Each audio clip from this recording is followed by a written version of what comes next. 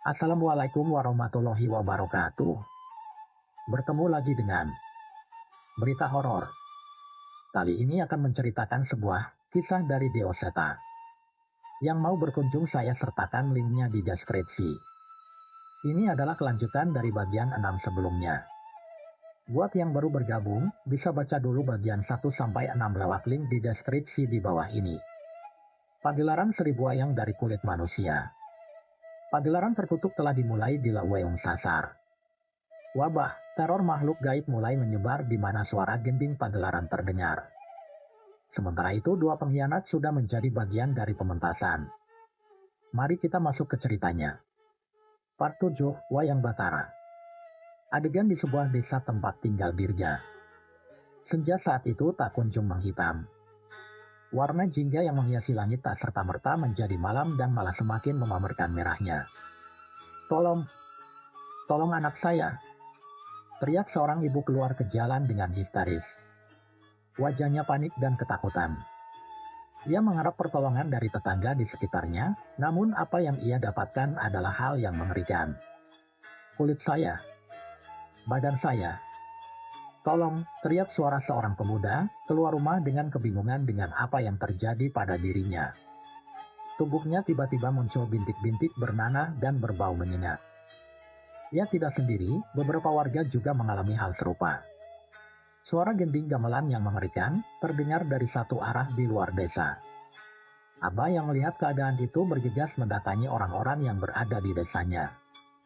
Dirga ingin ikut membantu, namun Abah menahannya. Pergi, Dirga, tanggung jawabmu bukan di sini. Perintah Abah. Dirga mengerti dengan jelas maksud Abah. Ia tahu bahwa penyebab semua ini adalah sesuatu yang terjadi di Laweyong Sasar. Bah, tidak apa-apa Dirga tinggal, ucap Dirga. Dirga sadar bahwa apa yang terjadi di desanya akan semakin berbahaya, namun Abah meyakinkan Dirga bahwa ia lebih dibutuhkan di tempat lain. Pergilah, Abah yakin masih bisa menjaga desa kita. Mas Danan dan Cahyo lebih membutuhkan kekuatanmu seutuhnya. Dirga terdiam sejenak, ia mencoba meneguhkan keputusannya. Baik, Abah, Dirga pamit, Assalamualaikum.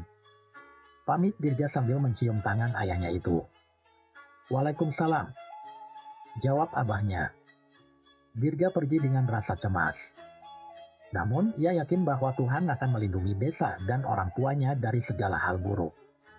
Setelah Dirga menghilang dari pandangan, Abah tak serta-merta menghampiri warga-warga desa yang terjangkit penyakit aneh itu. Ia berlari ke masjid desa dan menyuarakan azan dengan begitu lantang. Saat itulah hal yang mengerikan terjadi seiring suara azan yang dilantunkan oleh Abah. Tiba-tiba sosok makhluk-makhluk tak kasat mata yang begitu mengerikan terlihat secara samar-samar di setiap sudut desa. Warga pun menyadari desa mereka sudah dikuasai oleh setan-setan itu. Setan?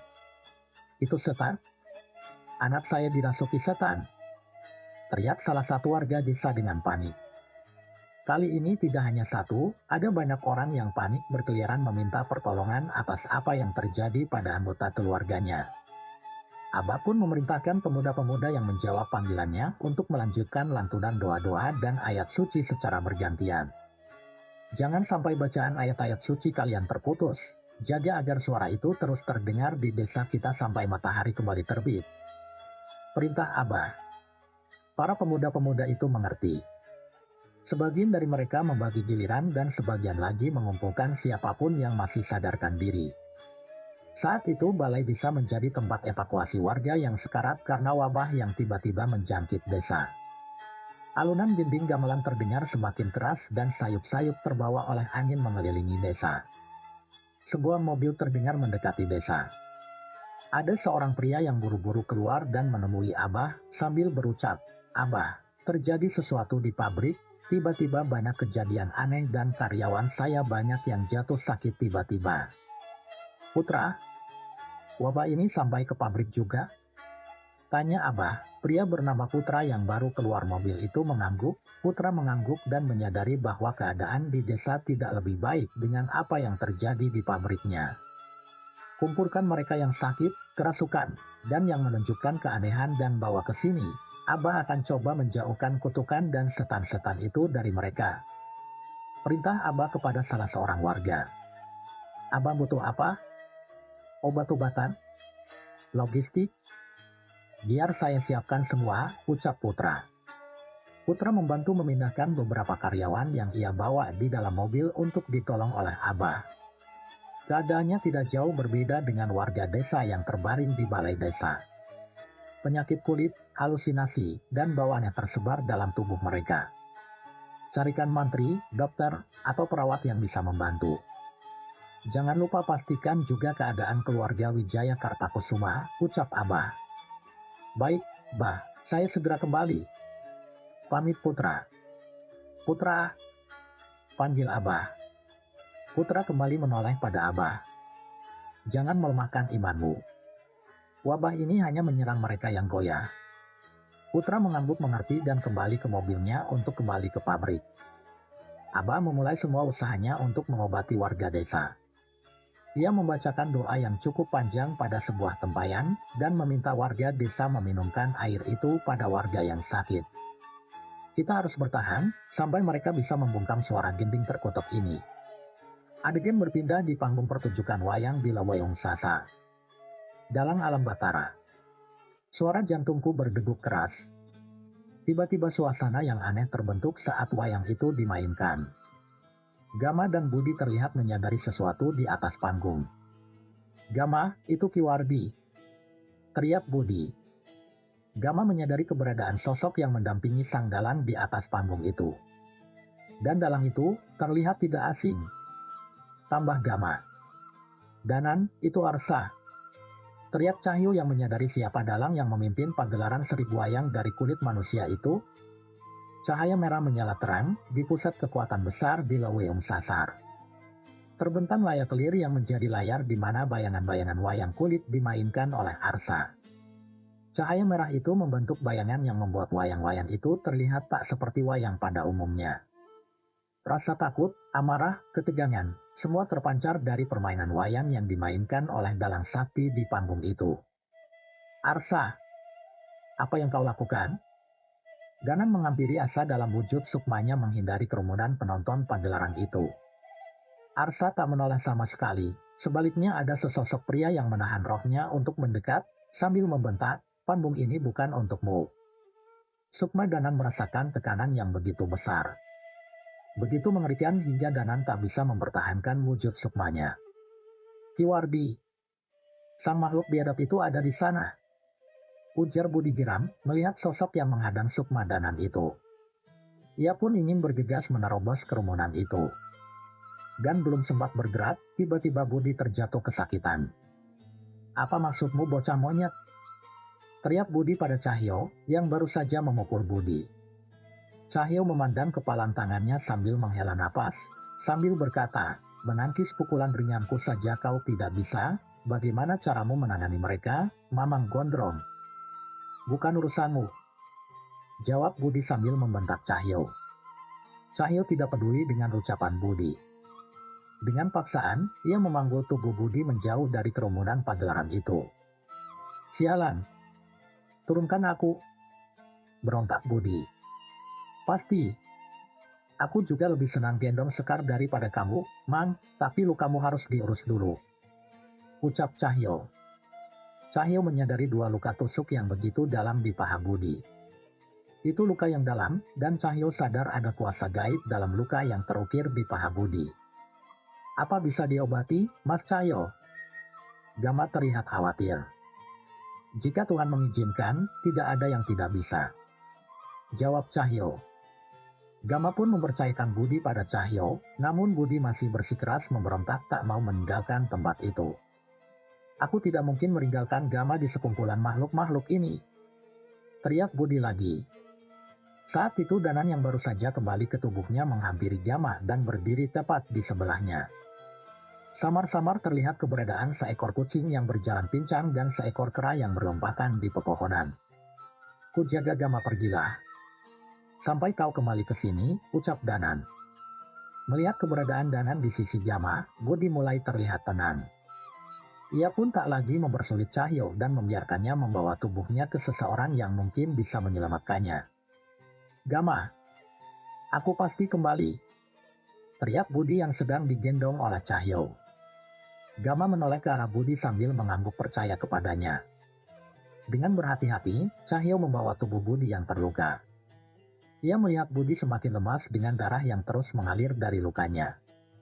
Mamang Gondrong, sadar, pertahankan kesadaranmu, ucap Cahyo. Tidak usah teriak, aku tidak sama itu, jawab Budi. Bagus, kalau sampai ketiduran, aku pastikan kau terbangun di tukang cukur, canda Cahyo. Budi ini membalas ledekan Cahyo saat itu, tapi tubuhnya terlalu lemah. Beruntung Pak Le menyadari kondisi itu dan segera menghampiri mereka berdua. Apa yang terjadi? Pak Le memastikan. 2 luka tusukan, amalan penyembuhku dan Danan tidak cukup untuk memulihkannya, jelas Cahyo. Pak Le memeriksa dan tidak hanya mendapati 2 luka tusuk yang tertancap begitu dalam. Ia merasakan bahwa luka itu dipengaruhi oleh kekuatan gelap yang merasuki pelakunya. Pak Le tak membuang banyak waktu, ia mengambil keris sukmagininya dan menggoreskan bilah putihnya ke tangannya. Biarkan yang akan mati, tetap mati. Hihihi, penghuni gaib Leweong Sasar akan bertambah 1 lagi. Hihihi, terdengar suara dari sosok-sosok yang mengerikan, dan bermunculan entah dari mana, mungkin menyadari ada sosok manusia yang hampir mati di sana. Mereka mengincar Budi untuk menjadi mangsanya.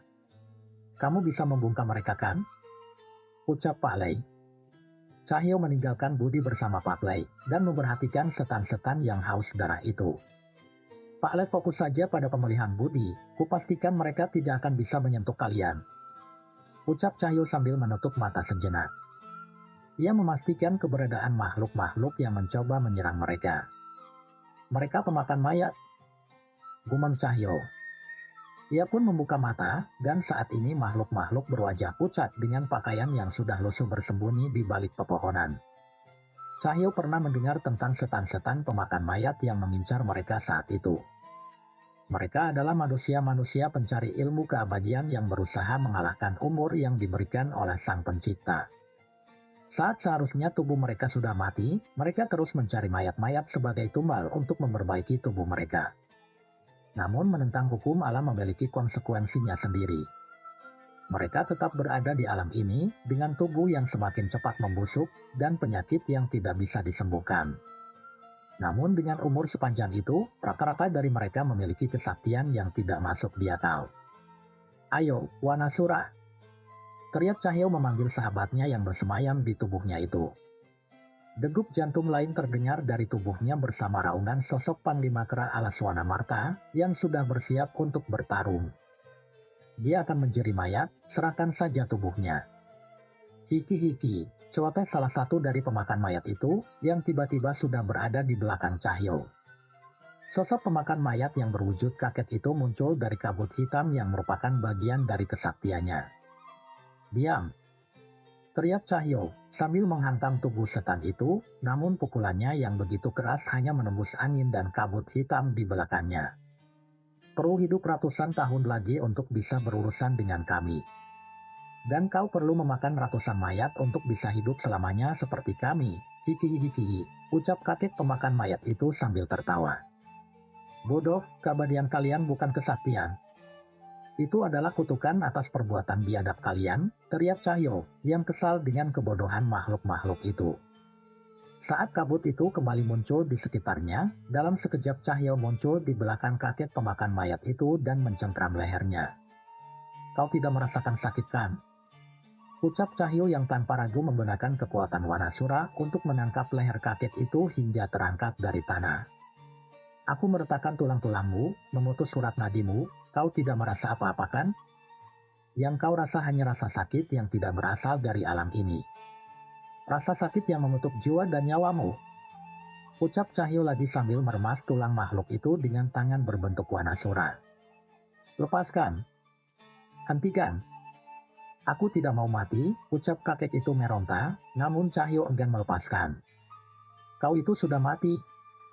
Keberadaan kalian sekarang hanyalah penolakan atas akhir zaman, di mana neraka sudah dijanjikan untuk kalian. Jawab Cahyo. Bocah beringsek, teriak kakek pemakan mayat itu. Saat itu ucapan Cahyo memicu amarah setan-setan pemakan mayat itu. Namun Cahyo tidak gentar. Makhluk itu menyerbu Cahyo, Pak Lei dan Budi. Namun Cahyo sudah bersiap. Ia melempar tubuh kakek itu ke makhluk lainnya. Setiap ada makhluk yang mendekat, Cahyo menangkap tubuh mereka. Ia mematahkan, mencabik-cabik, dan menghancurkan tubuh mereka dengan begitu buas. Tubuh ini bukan hak kalian. Teriak Cahyo yang kesal dengan keberadaan makhluk-makhluk di hadapannya. Tumpukan mayat, potongan tubuh berserakan di tanah itu karena ulah Cahyo. Setan-setan yang menjebak dirinya di tubuh itu pun mulai kesakitan dan frustasi ketika mereka tak lagi mampu menggerakkan tubuhnya yang sudah tercerai-berai. Cahyo menghantam satu bagian tanah dengan cukup keras hingga terbentuk sebuah lubang yang besar. Ia mengempaskan tubuh-tubuh makhluk itu hingga menumpuk di lubang itu. Hentikan! Apa yang kau lakukan? Teriak tubuh-tubuh itu yang masih ingin berusaha untuk bergerak. Namun tulang-tulang mereka sudah patah, bagian tubuh mereka sudah tercerai-berai. Mereka hanya nyawa yang terjebak di tubuh yang tak berdaya. Di lubang itulah kalian akan menghabiskan sisa waktu kalian. Teriak Cahyo. Tolong, ampuni kami. Kembalikan tubuh kami. Mohon setan-setan itu menjerit tak berdaya. Sebaliknya, saat itu di pikiran Cahyo terbayang sudah berapa nyawa yang mereka korbankan demi mendapatkan keabadian fana itu. Ampuni kami. Sampai kapan kami akan berada di lubang ini, ucap makhluk pemakan mayat itu. Sampai akhir zaman. Balas Cahyo sambil menutup lubang yang berisi jasad-jasad makhluk pemakan mayat itu.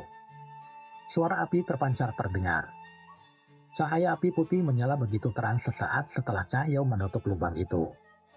Ia menoleh dan melihat Pak Lei telah selesai dengan ritualnya. Api, tubuhku terbakar. Teriak Budi yang panik dan segera berguling di tanah mencoba memadamkan api itu. Tak, suara batu mengenai kepala terdengar. Sebuah batu kecil melayang dan mengenai kepala Budi.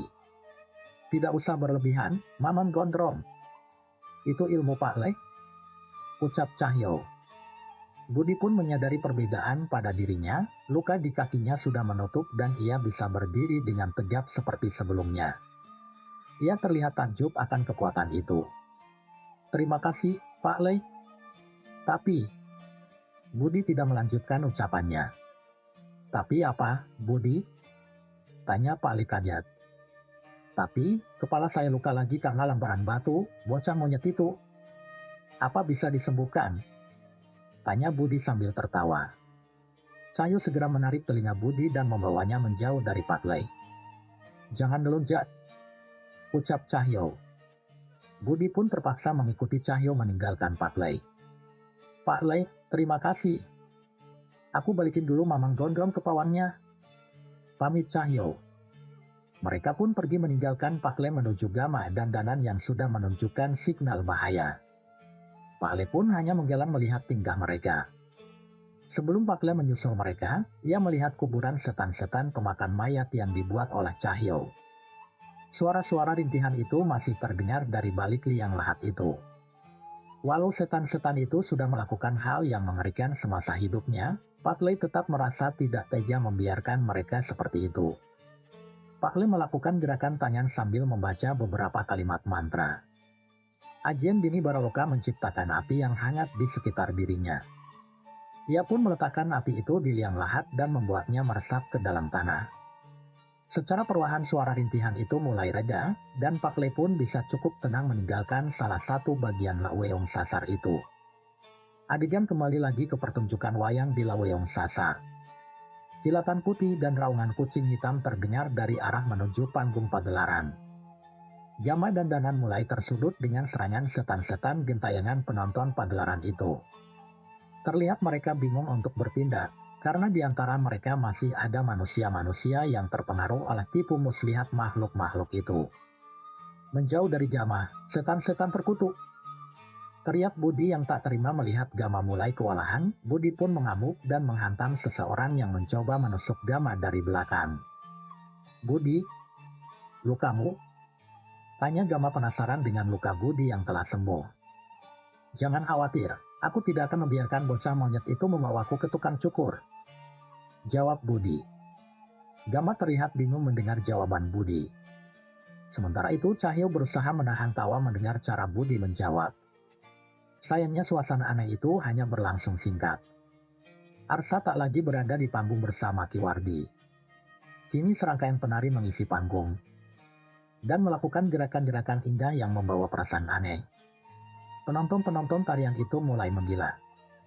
Pria dan wanita yang menyaksikan tarian itu terbawa birahi dan mulai menanggalkan pakaian mereka di tengah kerumunan. Kibasan selendang-selendang penari itu seolah menghipnotis para penonton yang menganut ajaran-ajaran sesat itu.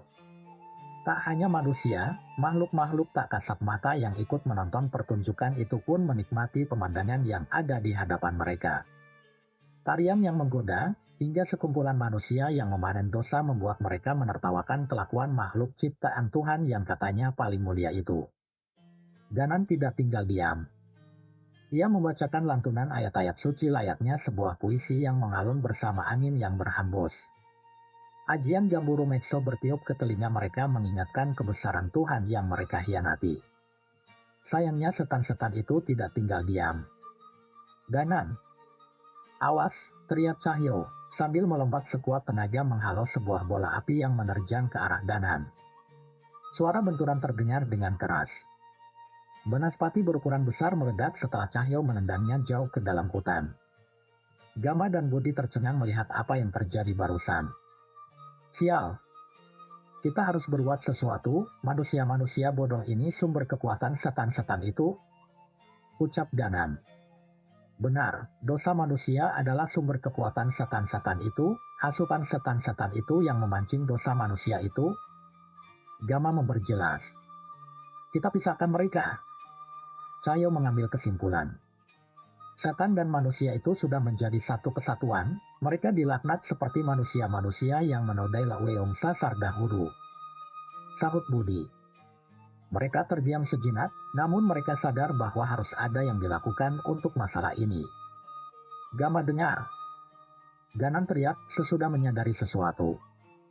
Kilang Samana adalah ulama yang menuntun manusia. Seharusnya kamu Gama lebih mengerti bagaimana cara menghadapi manusia, dan leluhur Sambara sejak dulu berurusan dengan setan-setan yang menyesatkan manusia. Seharusnya aku lebih baik dalam menangani setan-setan ini. Biar aku yang mencoba memancing dan mengurus setan-setan ini, kau tolong cari cara untuk membubarkan manusia-manusia itu, ucap Danan. Benar Gama, Mamang Gondrong. Bubarkan mereka dengan cara apapun, bahkan dengan ancaman pun tak masalah. Jika mereka selamat, mungkin mereka ada kesempatan untuk bertobat, tambah Cahyo. Gama menoleh ke arah Budi, dan Budi mengangguk setuju dengan rencana itu. Baik, hati-hati. Kita berpisah di sini, ucap Gama. Danan dan Cahyo mengangguk. Mereka pun berpisah ke arah yang berlawanan untuk memecah kerumunan makhluk-makhluk itu.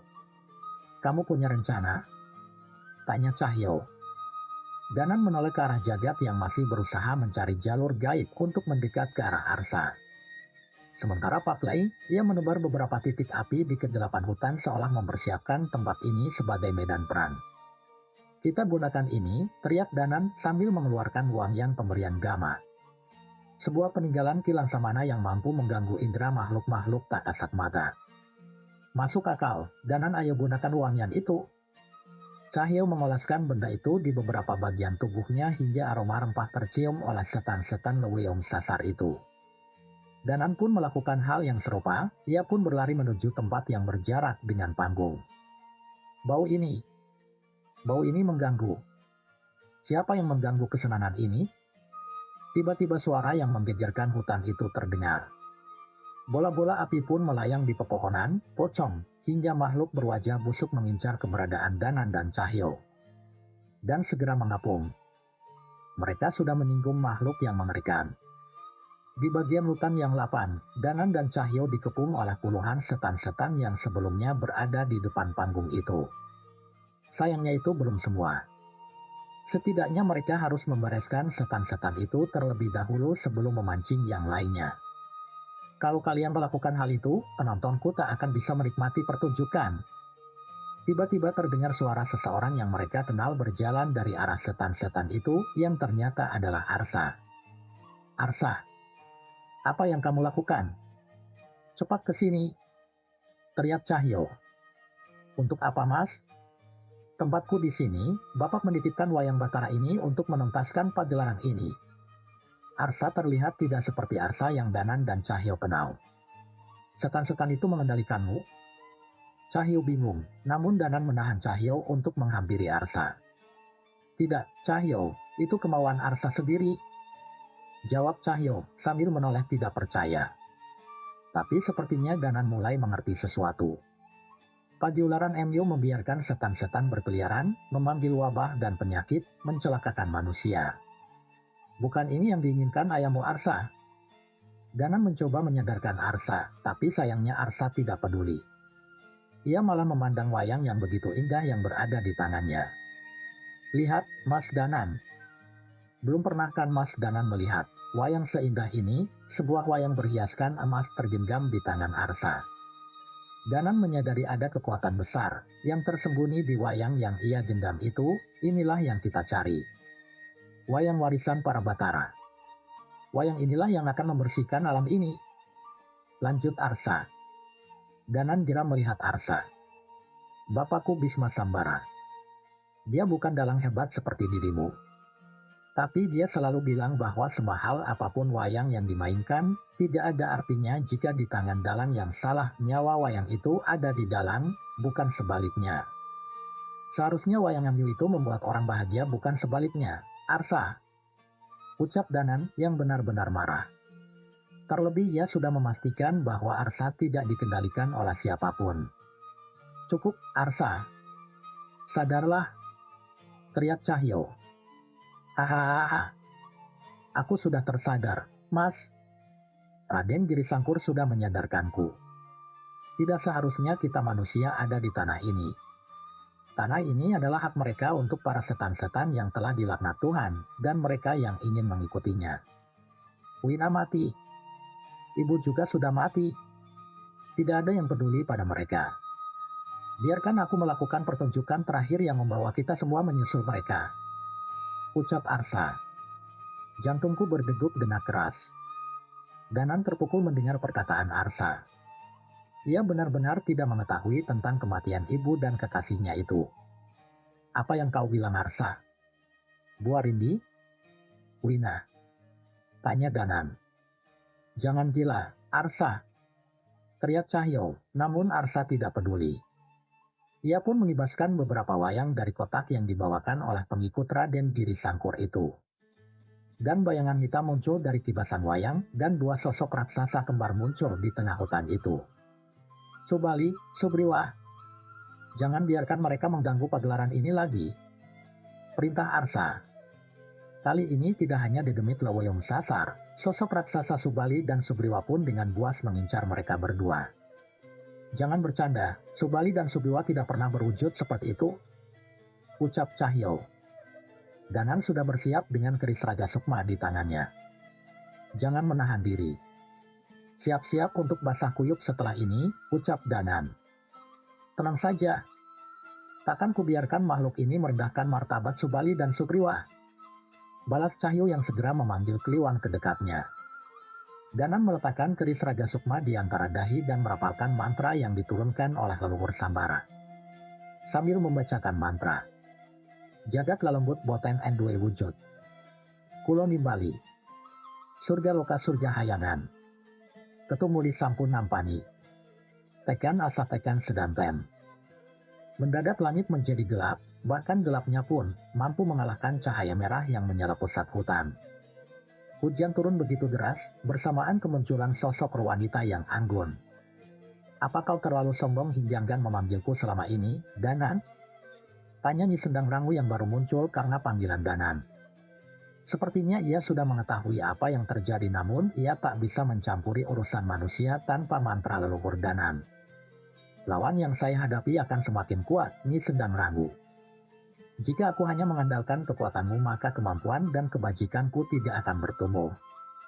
Aku akan tertinggal oleh lawan-lawanku. ucap Danan. Nyi Sendang Rangu menoleh dengan wajahnya yang tak pernah gagal membuat Danan dan Cahyo terpesona. Kau sudah semakin dewasa, Danan.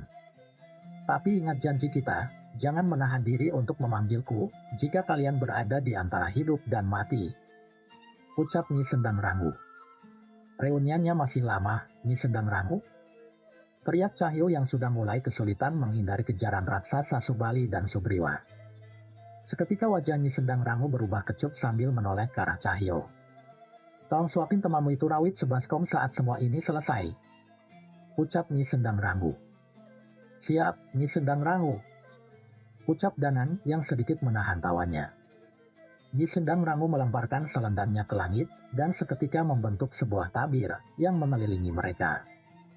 Hujan pun semakin deras, dan Cahyo tahu di bawah hujan itu ia bisa menghadirkan kedua sosok sahabatnya itu.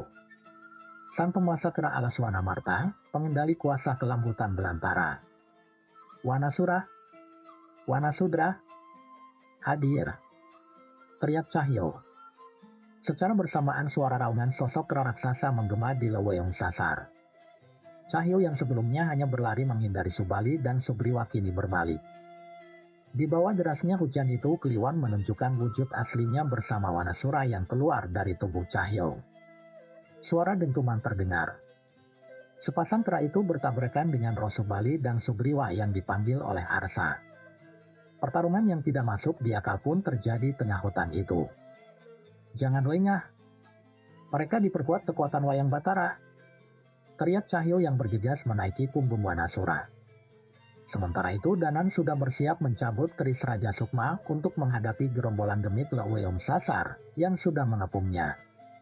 Tapi belum sempat ia menarik kerisnya, tiba-tiba 4 buah keris melayang menghadang Banaspati yang melayang ke arah Danan. Suara benturan terdengar dengan keras. Keris itu beradu dengan Banaspati dan menghancurkannya sebelum mendekat ke arah Danan. Mas Danan, biar kami yang mengurus mereka. Pasti Mas Danan punya urusan yang lebih darurat, ujar Dirga yang tiba-tiba datang di sebelah Danan membantu. Guntur menyusul di belakangnya sambil menenteng kepala pocong yang telah terpisah dari tubuhnya. Ia melempar kepala pocong yang baru saja ia kalahkan dan menyapa Danan. Maaf kami terlambat, Mas Danan. Benar kata Dirga, serahkan saja pada kami, ucap Guntur. Danan memandang ke sekitar kami mencari keberadaan seseorang yang selalu bersama Guntur saat dalam bahaya. Nyari Nyai Jambrong, Mas, dia tidak ikut. Aku tidak bilang kalau mau ke sini. Nyai sudah semakin tua, sudah bukan waktunya lagi ia ikut pertarungan seperti ini, ucap Guntur. Danan mengangguk mengerti. Ia melihat perkembangan kedua remaja yang sebelumnya ia kenal masih anak kecil. Saat ini mereka telah tumbuh dan terlihat dapat diandalkan. Tenang, Danan. Aku bersama mereka. Hanya kamu yang bisa menyelamatkan Arsa, ucap Nyi Sendang Rangu. Danan semakin tenang ketika Nyi Sendang Rangu berkata seperti itu. Ia menoleh ke arah Jagat dan menyadari gerbang gaib yang ia siapkan sudah selesai. Aku akan membawamu ke Arsa. Bawa kembali dia kepada kita, Danan, ucap Jagat. Danan mengangguk dan kepulan kabut putih pun muncul di dekatnya. Ia berlari dan tiba di beberapa alam yang berbeda. Entah Jagat mengalihkan jalur gaib itu kemana, namun di ujungnya ia melihat Arsa yang berdiri di tengah cahaya merah. Jangan mulai lagi pementasan itu, Arsa, teriak Danan menghentikan Arsa. Arsa menoleh dan mengenali kemampuan lintas alam itu. Jangan ganggu pagelaranku, teriak Arsa, sambil mengibaskan wayang berlapis sepuhan emas itu, hingga sosok makhluk bermata 3 setinggi panggung muncul melayang layaknya sosok dewa yang bertahta. Langit bergemuruh, petir menyambar, seolah makhluk itu menunjukkan tajinya sebagai sang penghuni kahyangan. Jadi ini kekuatan Wayang Batara? Tak sehebat yang kukira, Arsa. Danan merespon kemunculan makhluk itu. Walaupun berkata seperti itu, Danan kewalahan dengan tekanan kekuatan dari sosok itu. Ia sadar bahwa yang dihadapannya bukan makhluk biasa. Saatnya sadar diri, Mas, kalian tidak akan mampu mengalahkan kekuatan Batara, ucap Arsa bangga dengan kekuatan di tangannya.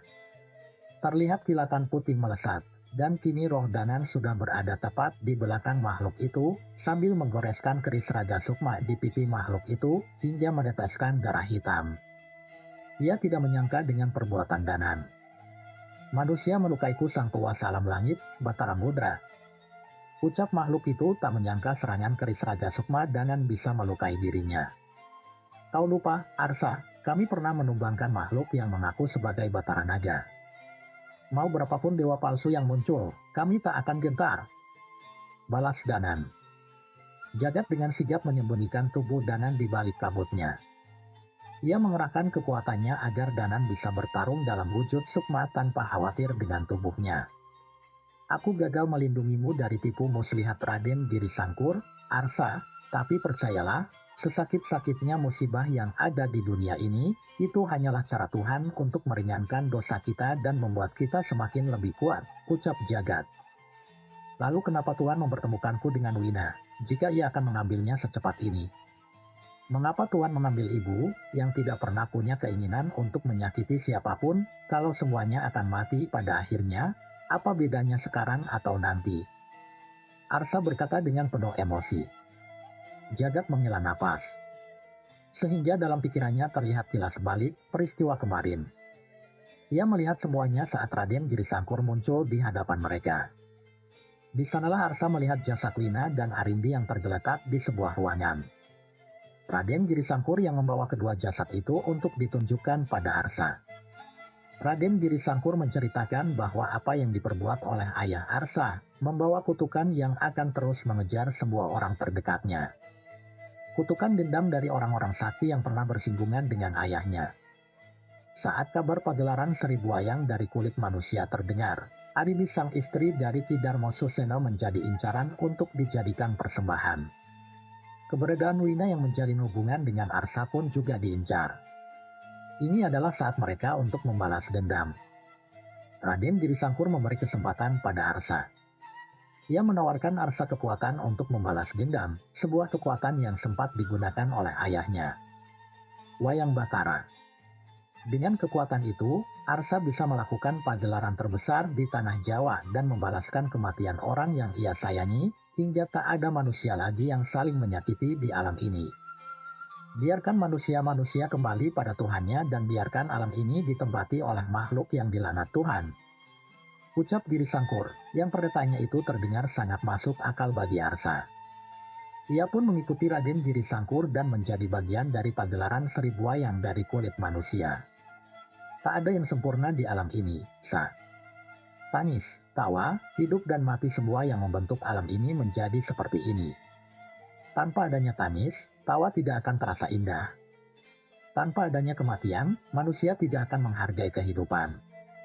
Dan kita adalah makhluk yang diberkahi hati yang kuat untuk bisa melampauinya, ucap Jagat masih mencoba menyadarkan Arsa. Namun mata Arsa yang menghitam masih menatap tajam. Air matanya sudah mengering menangisi kepergian orang-orang yang berharga baginya. Suara petir tiba-tiba terdengar.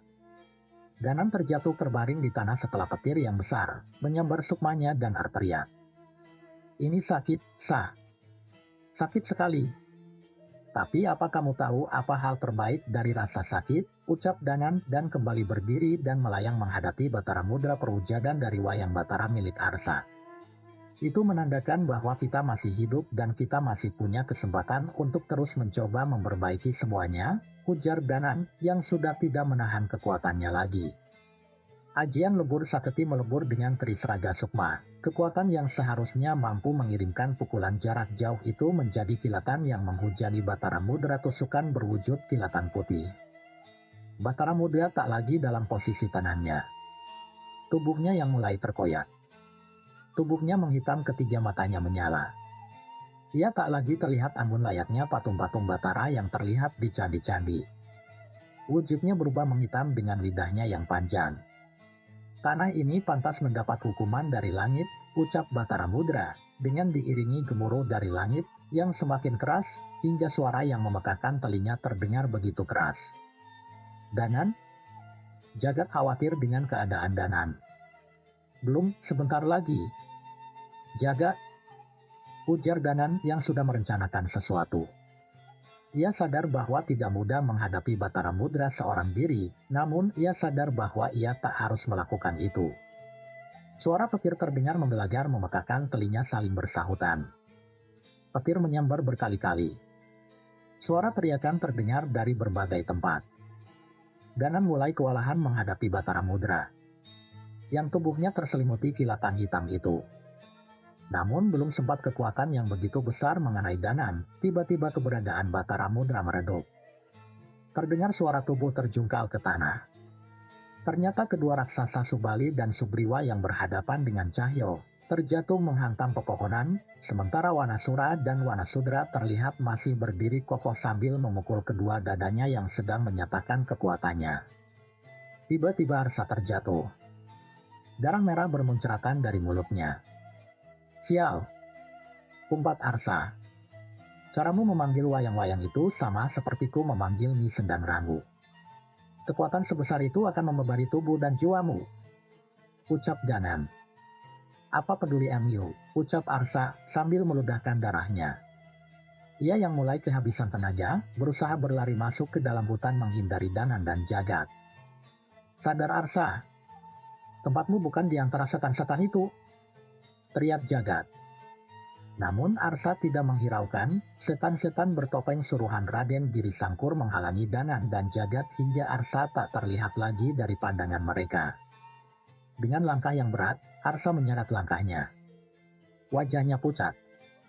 Tubuh dan hatinya penuh luka yang sulit untuk diobati. "Bapak, berikan padaku kekuatanmu. Berikan aku kekuatan yang mampu mengendalikan semua wayang-wayang Batara ini," teriak Arsa dengan penuh amarah. Namun tak satupun jawaban yang datang kepadanya. Ia terus berjalan dan berjalan dalam keheningan. Setan-setan Loliong Sasar pun hanya memandangnya dengan mengenaskan. Terlihat dari jauh ada seseorang yang berjalan mendekati Arsa. Tubuhnya bersimbah darah dan luka yang begitu besar menembus tubuhnya. Ia terjatuh dan menyandarkan tubuhnya di salah satu pohon. "Aku ingat pertama kali Bapak mengajakku menonton pementasan wayang. Lakon perang tanding benar-benar membuatku tak tahan untuk melompat begitu senang menyaksikannya," ucap pria itu. "Kiwardi?" ucap Arsa bertanya. "Walau mencintai kisah pewayangan, aku tak seberuntung kamu yang bisa memainkannya," ucap Kiwardi lemas. "Jangan. Kau tidak boleh mati, Ki. Kita belum menuntaskan tujuan kita," teriak Arsa yang menyadari bahwa Kiwardi sudah tak mungkin bertahan lagi. "Tujuan apa Arsa? Bukankah sejak awal tujuan diciptakan wayang adalah untuk membuat penontonnya bahagia? Bukankah dari tawa itu nilai dakwah bisa diterima oleh mereka?" ucap Kiwardi yang membuat Arsa kembali meneteskan air mata. "Pengaruh Nyi Gadis sudah membuatku membuat begitu banyak hal buruk. Setidaknya aku beruntung bisa membagi kenanganku denganmu setelah lepas dari pengaruhnya, tapi kamu lebih beruntung, Arsa. Kamu masih punya banyak waktu untuk memilih jalan yang benar. Wajar jika manusia berbuat salah, namun jika kita masih hidup dan mau bertobat, kita masih memiliki waktu untuk memperbaikinya," ucap Kiwardi menasehati Arsa. Arsa menggenggam tangan Kiwardi. Bagi Kiwardi yang sudah melakukan kesalahan begitu besar, ada seseorang yang mau menggenggam tangannya di akhir hayatnya adalah sebuah belas kasih dari Tuhan yang begitu besar untuknya. "Aku akan menyaksikan permainanmu lagi dari alam sana. Pastikan permainanmu membuat aku tersenyum saat menyaksikannya," ujar Kiwardi sambil mengambil sebuah benda yang ia selipkan di pakaiannya. Sebuah belangkon pemberian Ki Dudui yang sempat dilupakan oleh Arsa di kotak wayang yang ia tinggalkan. Dengan tangan yang lemah ia mengenakan belangkon itu pada Arsa. Arsa tak mengucap satu kata pun. Ia hanya memeluk Kiwardi tanpa mampu membendung air matanya. Air mata Arsa jatuh di tubuh Kiwardi dan darah Kiwardi membasahi tubuh Arsa. Kiwardi pun mengembuskan nafas terakhirnya. Di tengah malam yang sendu itu, Arsa menoleh ke satu arah. Ada dua sosok yang memandangnya dari kejauhan. Sosok yang begitu besar dan sosok seorang pria tua yang mengenakan surjan. Bibir Arsa bergetar, ia menggumamkan dua nama dari bibirnya. "Kibuto, Raden Suto," ucap Arsa gemetar. Adegan kembali ke pertunjukan wayang di tengah Leweyong Sasa. Tekasi yang dikutuk. Malah mencapai puncaknya, suara gending yang kelam masih terdengar tanpa penonton yang tak lagi menyaksikan pertunjukan. Sepertinya Gama dan Budi berhasil. Cahyo memastikan tidak ada lagi penonton manusia di depan panggung. Danan mengangguk, tapi ia menyadari bahwa cahaya merah masih menerangi Leweung Sasar. Firasat yang sangat buruk masih menghantui dirinya. Suara gong menggema memenuhi ke seluruh hutan Leweung Sasar. Saat itu, suasana tempat pementasan yang sebelumnya telah ditinggalkan penontonnya menjadi meriah dengan arwah-arwah yang bergentayangan. Suara teriakan dan sorak-sorai benar-benar memekakan telinga mereka berdua. Gong itu memanggil sekumpulan arwah dan setan-setan untuk berkumpul lagi di tempat itu. Danan, Cahyo, apa yang terjadi? Gama muncul bersama Budi saat menyadari semua bencana ini. Cahyo menunjuk ke arah panggung di mana ada dua orang yang memimpin pertunjukan itu. Di belakangnya tergantung mayat-mayat manusia yang sebelumnya melakukan ritual pemujaan. Raden Giri Sangkur, gumam Danan saat menatap sosok berpakaian dalam dengan wujud yang lebih tampan dari yang pernah ia dengar. Di gadis, Gama mengenali sosok perempuan berselendang yang menyambut pelukan Raden Giri Sangkur itu. Bersinarkan cahaya merah, Raden Giri Sangkur dan Nyi Gadis saling berpandangan dan mulai menaupkan bibir mereka. Mereka berciuman di tengah panggung yang dihiasi oleh darah yang menetes dari mayat-mayat manusia. Pagelaran seribu ayam dari kulit manusia baru akan dimulai. Gumam Nyi Sendang Rangu muncul di antara setan-setan itu. Budi bersiap berlari dengan membawa belatinya, namun Cahyo menariknya kembali dan menahannya untuk tidak gegabah. Lepaskan. Kita harus menghabisi pasangan terkutuk itu sebelum terlambat, ucap Budi dengan geram. Tidak semudah itu, kita bisa mati dalam waktu singkat jika lembut-lembut ini marah, bantah Cahyo. Mereka kebingungan untuk mengambil keputusan. Kita harus mencari cara agar setan-setan ini tidak ikut campur saat kita menghadapi Raden Giri Sangkur dan Nyi Gadis, ucap Danan. Mereka terdiam, namun tak ada satupun dari mereka yang memiliki rencana untuk menghentikan pagelaran yang memancing ribuan lelembut berkumpul di tempat itu. Bagaimana jika ada pementasan yang mampu menandingi pagelaran ini? Ucap seseorang yang tiba-tiba muncul yang mengenakan seragam pemain jatilan di antara setan-setan itu. Masnya siapa? Tanya Danan yang bingung dengan pemuda yang muncul secara tiba-tiba itu. Saya Pancur yang asli, pemuda itu mengenalkan diri. Saat itu mata Cahyo terbelalak. Ia mulai mengingat wajah yang ia kenal sewaktu kecil. Widi, apa ini betul Widi? Tanya Cahyo. Pemuda itu mengangguk, dia sangat senang, Cahyo masih mengenalnya. Cahyo pun melihat sebuah kuda lumping yang ia bawa dan ia mengingat sesuatu yang pernah ia lakukan di masa kecilnya. Pementasan tandingan? Maksudmu? Turong Lumayit? Tanya Cahyo penasaran. Bersambung part 8. Nantikan cerita berikutnya. Terus ikuti channel berita horor.